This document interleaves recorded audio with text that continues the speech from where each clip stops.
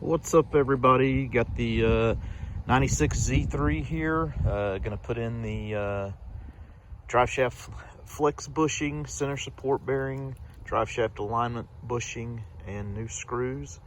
And so this car's got 184,000 miles on it. Going down the road, she's got some shimmy at certain speeds. Certain other speeds, it kind of levels out. So I believe this is the culprit. This is all the fun stuff we're going to do today. Right here, center support bearing, new nuts and bolts for the flex disc, drive shaft alignment, bushing, and while I'm in there, going to put into transmission mounts. So anyway, there's the car.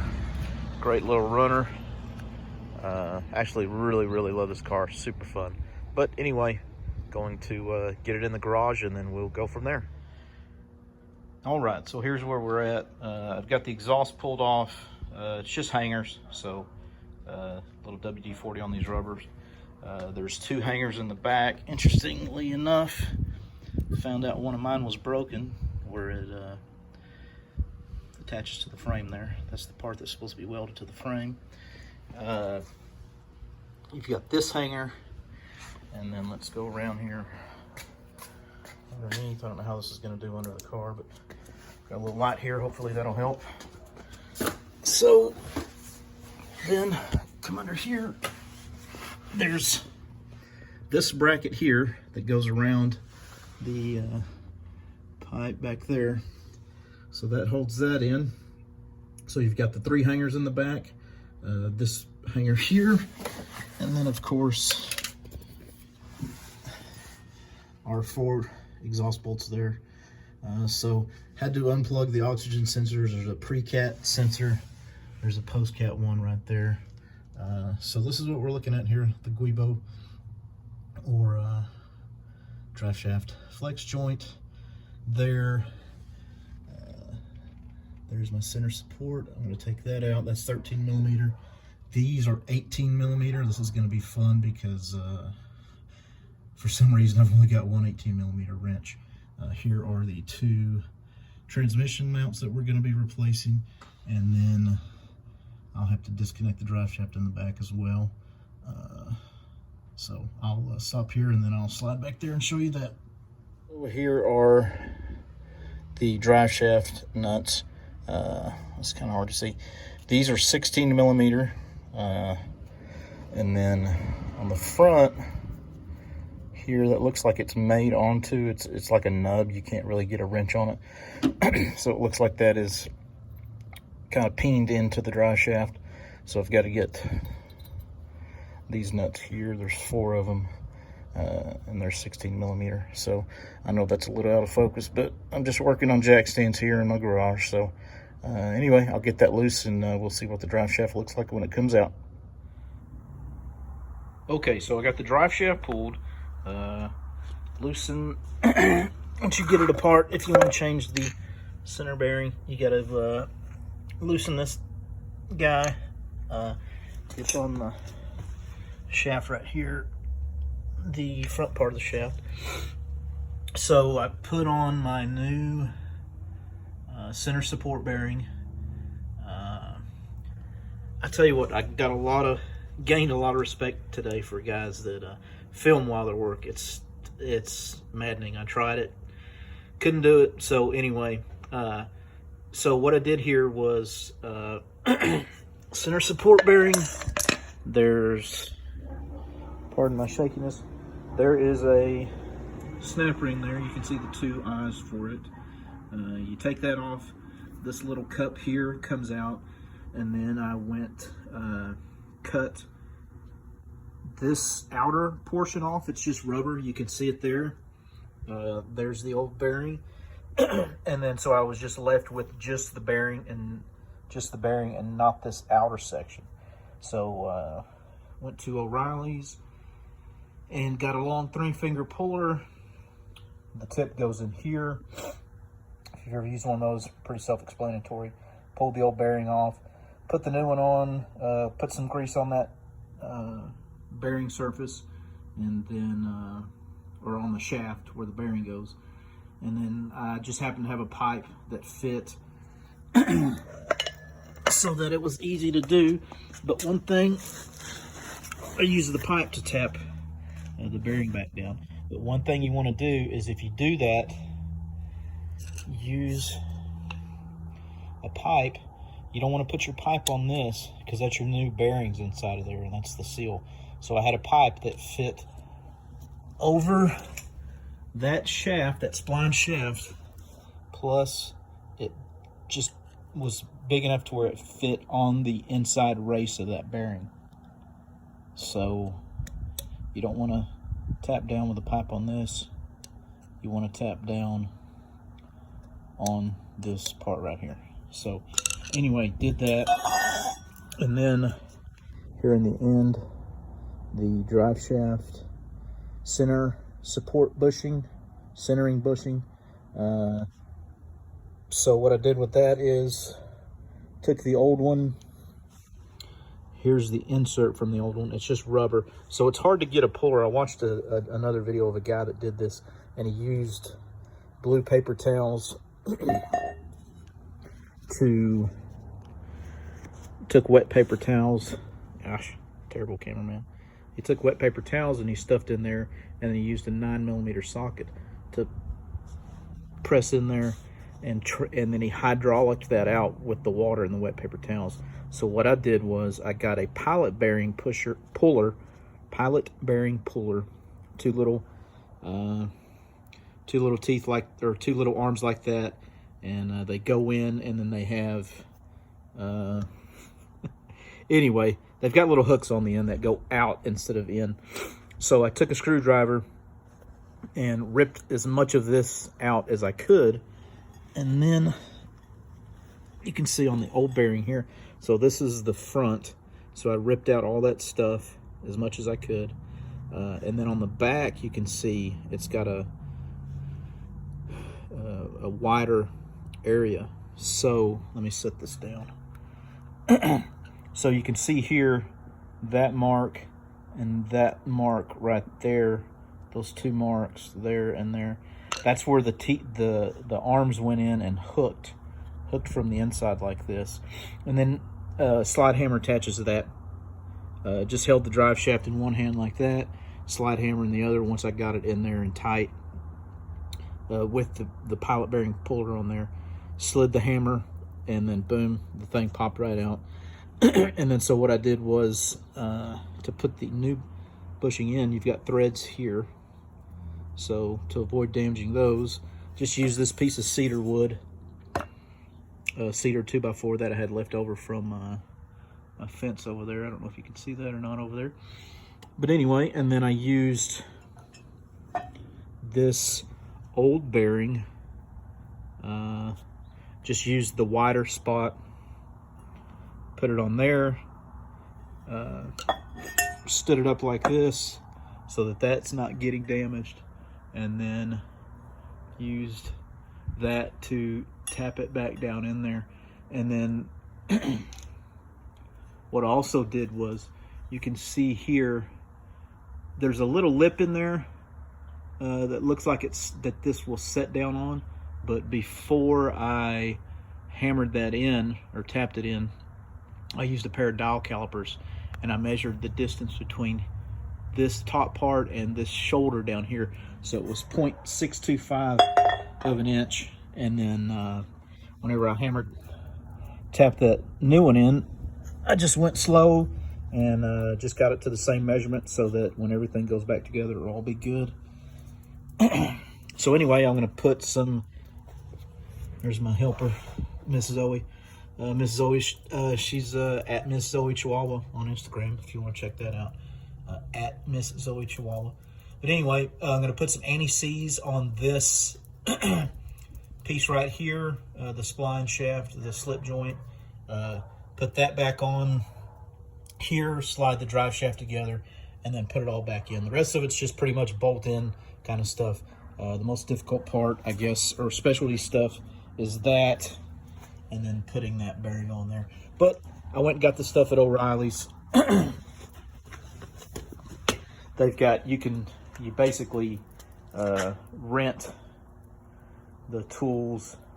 Well, you basically buy the tools, and then whenever you return them, they give you your money back. So, I mean, you can't break them or anything like that. But anyway, I've already got all that done. Oh, one more thing I wanted to show you here is this old, the whole culprit here. The old flex shaft disc. I'm gonna set the camera up a different way and try to show you this. Okay. So the drive shaft flex disc, here is the old one. You can see it's got, see these cracks right there when you, so all throughout this thing is got cracks all in it. It's really soft and mushy. Here's the new one. It's a lot stiffer. So I imagine this old one is just flat worn out. So something of note here. So if you look at these numbers here, so this one over here, GAB 74, made in Germany, SGF. Now, as far as I know, this is the original one off the car. I've got a whole bunch of maintenance records on this car, and I don't see anything that's been changed on it, anything indicating that this part has been changed. But it's got the exact same markings in the exact same spot, except for over here, this number 41. This one has a number 50 right there. I don't know why, but anyway, exact same markings, made in Germany. Everything's exactly the same except for that. That could be a date code, who knows? But the funny thing about that is when I bought this one here, I got all this stuff from Pelican Parts. So the original BMW one was like 120 bucks. This one, that has all the same markings, on their website, I really like it because it says OEM supplier, which that's what this one was. I can't remember the name brand. But anyway, this one was considerably less than half the price of what the, genuine BMW one was, that is stamped BMW, or it has BMW molded into it. But like I said, this one, the old one, as far as I know, this is the original one off the car, and it has the exact same markings as this one. So anyway, take it or leave it. I know some people only want to put genuine, only BMW parts on their car, but this one matches exactly, so I don't see any reason to do that at this point. But anyway, so I'm just going to put everything in reverse order. One other thing that I did want to mention, let me take my camera off of here. So, of course, once I got the exhaust loose, this is the heat shield that goes between the exhaust and the drive shaft. You can't get to the drive shaft. You can't get the drive shaft down in the center support bearing unless you take that off. So, pretty self-explanatory. Once you get under there, you'll figure it out. It's really easy.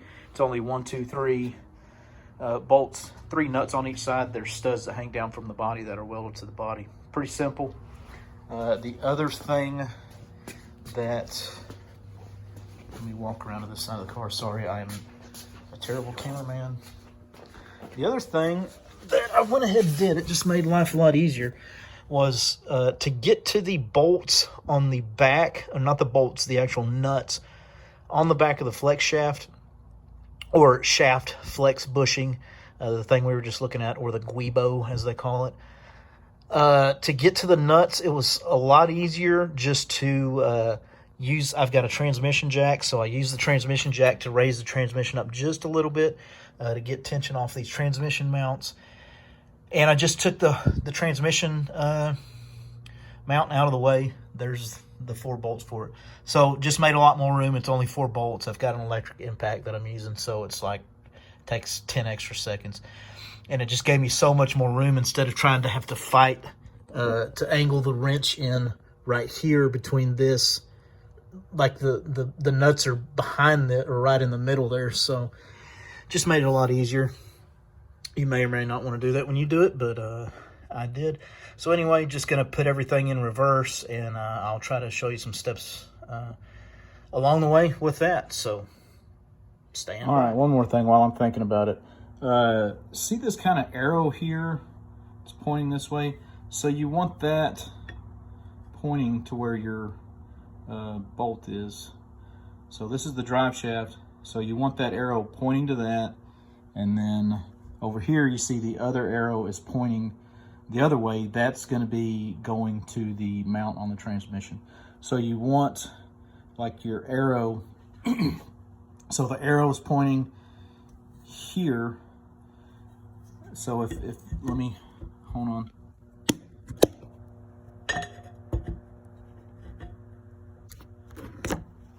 So there, see, I just moved it over one. So you would not want it like this, to where the arrow is pointing away from what you're actually bolting to. So you want it like that, so your arrow is pointing to where your actual flange is. So I hope that makes sense. All right, so here we are back under the car. Drive shaft's in, new transmission mounts, new center support bearing, and the drive shaft is bolted back in to the differential. So I got some anti-seize on that slip joint there. That's all tightened back up.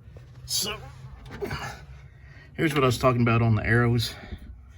So you can see this arrow is where that bolt is, because the flange is right there. So the flange, arrow, and then let's see if I can find it. So the flange to the transmission is there, so the arrow is pointing that way towards the flange, and then there's the bolt that's just going through the flex disc. So everything's tightened up. I'm going to put the heat shield back on and talk to you in a little bit. So back, I've got the heat shield on. Like I said before, it's just 6, 3 on each side. You don't want to get bananas when you tighten these. They're just little stamped steel nuts. I used the impact driver to take them off, but when I put them back on, I just did them by hand and used just a little 1/4-inch ratchet, 10mm socket, deep socket. You don't want to get bananas on those because they'll probably strip out if you get too crazy on them. So anyway, the heat shield's back in. And one other thing I wanted to show you before I put the exhaust back on. So this gasket here, little trick that I use, I did this on my son's E36 when we put the exhaust on it. That gasket, just use a little ultra copper, high temp silicone. I got a little too much on this one, but it'll be fine. But you put that on the back side of the gasket and then put the gasket up against the header, because if you try to slide it on, because you're wrangling that big exhaust, and you try to stick it on and get the gasket on and all that, the gasket falls off. It's really a pain. So anyway, a little trick there that I like to use. So anyway, I'm gonna put the exhaust back on, and that should be it. And then we'll take this old girl for a ride, see if she does any better. All right, just a quick follow-up. Got all the bushings replaced there, and just got back from a trip from, so it's about 2 weeks later. Just got back from a trip from West Texas. You can tell the cars, I don't know if you can tell in this, but it's dirty now. But anyway, just getting there and back is about a little over 700-mile round trip, and then I drove the car while I was there, probably 30-40 miles while I was there working, so back and forth to the office. But anyway, a lot smoother. There is still a little shimmy, but I'm thinking that's coming from the front end. So the next project that I'm going to work on will be the wheel bearings, and I'll videotape that. And there's a quick shot at Miss Z. But anyway, hope you enjoyed the video. I hope it was informative. I know it wasn't probably the best video, but gives you a basic understanding of how to change all that stuff out, and it's not really hard, and I just did it in my garage with just some basic hand tools that anybody can have in their garage. So thanks. I'll see you again on the next video. Please like and subscribe, and we'll see you next time.